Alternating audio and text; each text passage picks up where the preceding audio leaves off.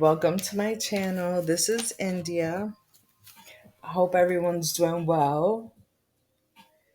Today, I want to talk about something that many of us deal with, and not everyone knows how to cope with it. Not everyone knows where to turn when it comes to this. So, I want to talk about it. And I think this might be a two-part um video because the first part I'm going to go over causes and triggers of anxiety.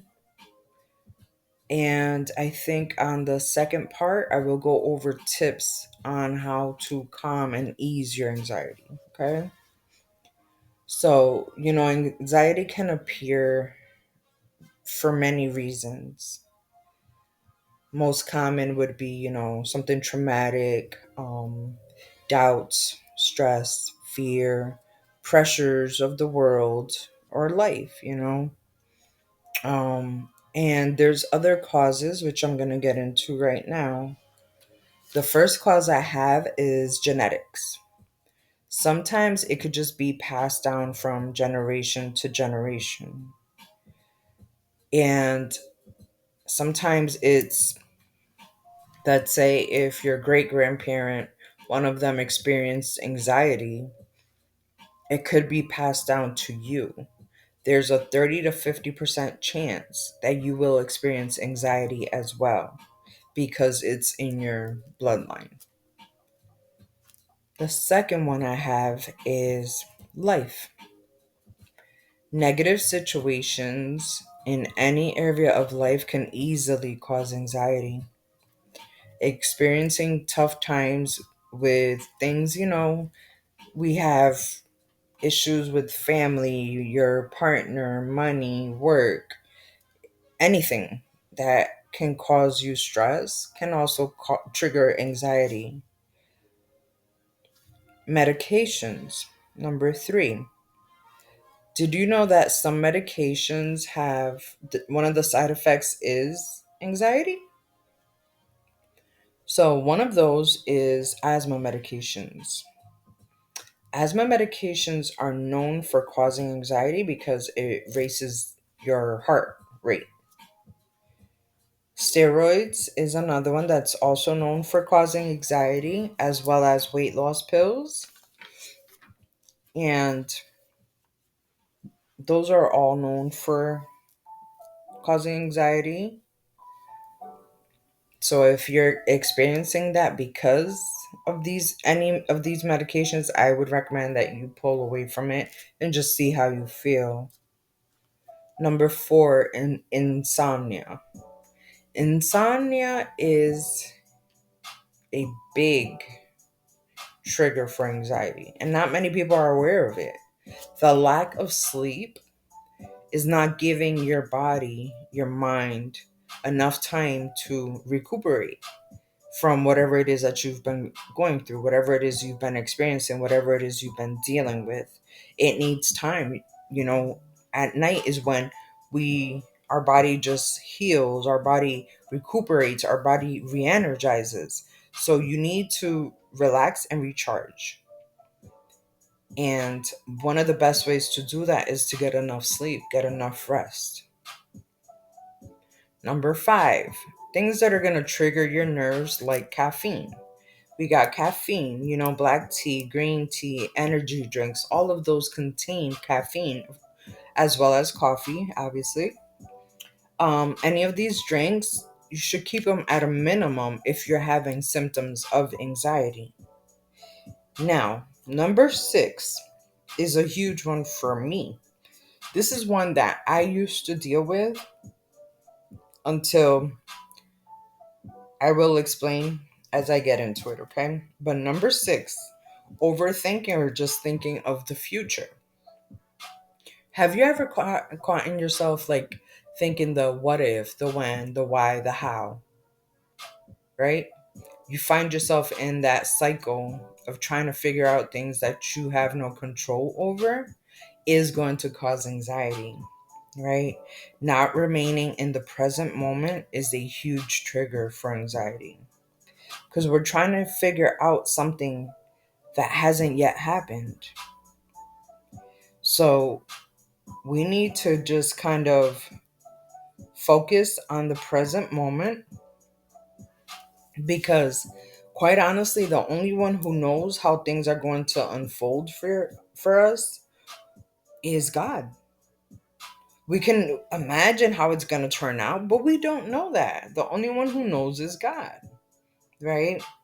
So one time, this is kind of when my overthinking, God put a stop to it really quick. I'm going to tell you how.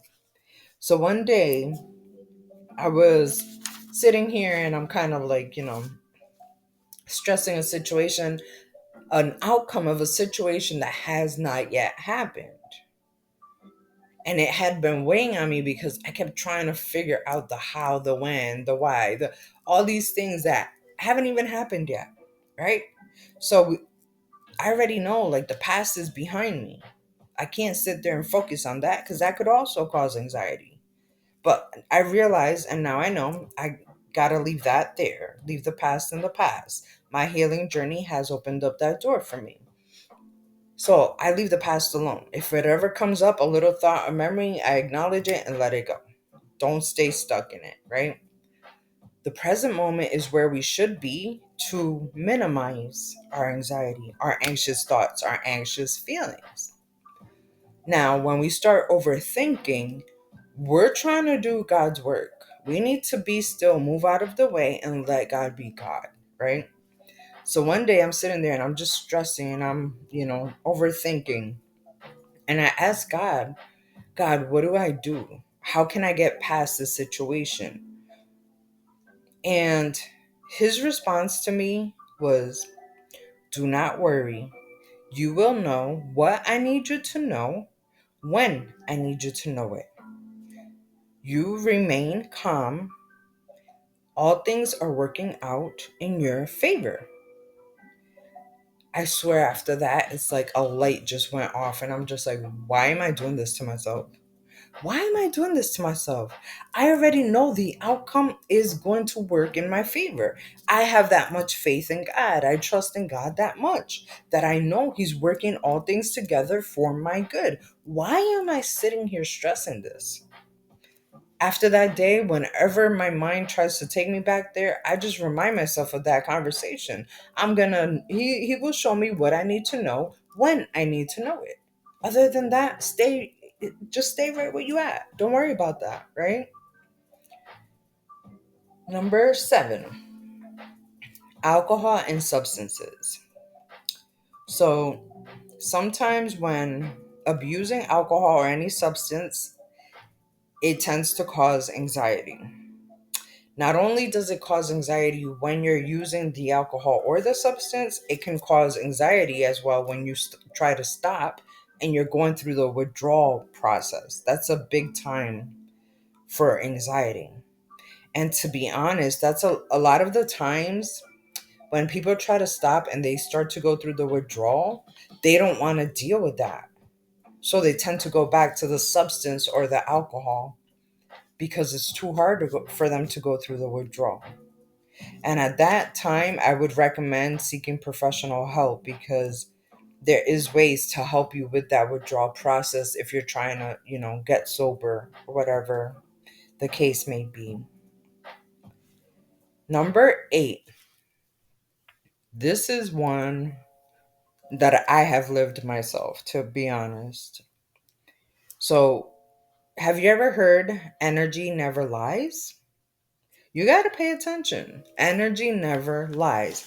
Have you ever been in a place and you're calm, you're relaxed, you're doing what you need to be doing, you're fine, everything's fine. And then all of a sudden, a certain person comes around, or a thought, or a place, a thing, something changes and it shifts your whole energy, or it gives you that like anxious feeling, and you're like, why am I experiencing this? That right there is your spirit trying to tell you something. Okay. It's not just Our spirits know what's coming before we do physically, right? So you got to pay attention to when that happens. If you're in a certain place around a certain person doing a certain thing and it starts to escalate your anxiety, pay attention to it because it's trying to tell you something. There might be something that your body's trying to warn you of, alert you about something, the person, make you, like just pay attention. It's kind of like a warning. You got to trust that gut feeling, and listening to your body is extremely important. Now, number 9, when you're on your healing journey,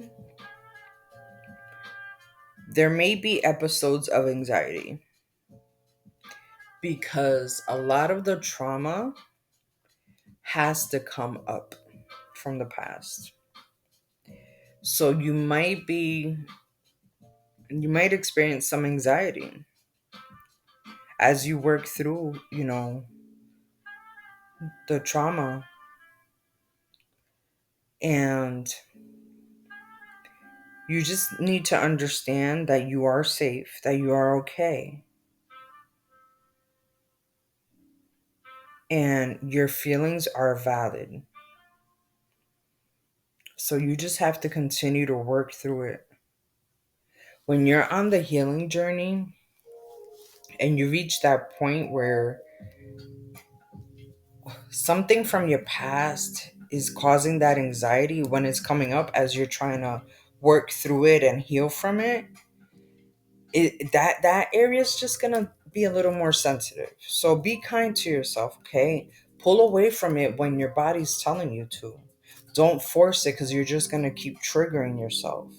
So I would suggest, instead of going at it all at once, take it little by little.